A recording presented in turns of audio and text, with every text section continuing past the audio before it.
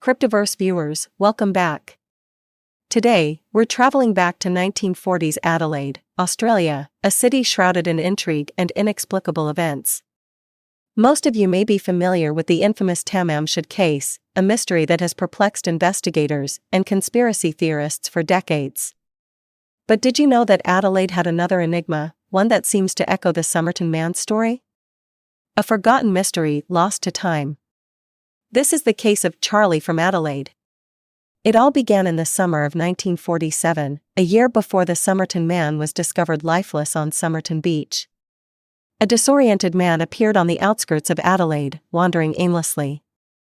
He was taken into custody by local authorities, who found him to be an enigma. He didn't have any identification, and to make matters worse, he didn't seem to know who he was. The man, who came to be known as Charlie, appeared to be in his late 30s. He spoke in fragments of multiple languages, none of them fluent or intelligible.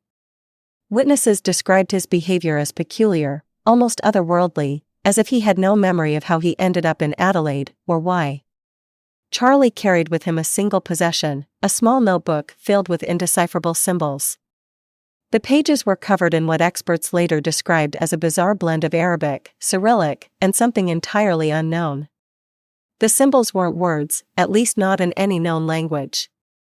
They were more like codes, designed to conceal rather than reveal. Local authorities initially thought Charlie was a missing person suffering from amnesia. But as days turned into weeks, their investigation hit a dead end. Fingerprints and photographs were circulated across Australia, but no matches were found. Meanwhile, the notebook became the centerpiece of the case. Experts from universities and cryptography enthusiasts were brought in to decipher the notebook. Theories ranged from it being a personal shorthand to an advanced spy cipher. However, every theory crumbled when faced with the sheer randomness of the symbols. The notebook seemed to be a puzzle with no solution. This was the post-World War II era, a time when the Cold War was taking shape and espionage was rampant. Some theorized that Charlie was a foreign operative, possibly caught in the crosshairs of an undercover operation. His notebook? A codebook meant for covert communication. But if that were the case, why was Charlie abandoned with no apparent backup? Had his mission failed? Or was he betrayed? Others suggested that Charlie might have been a victim of mental illness.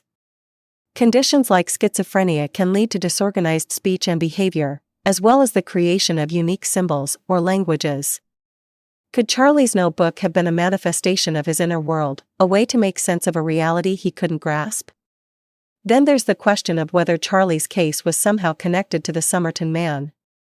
The timing is uncanny. Charlie disappeared in 1947, and the Somerton Man was discovered in 1948.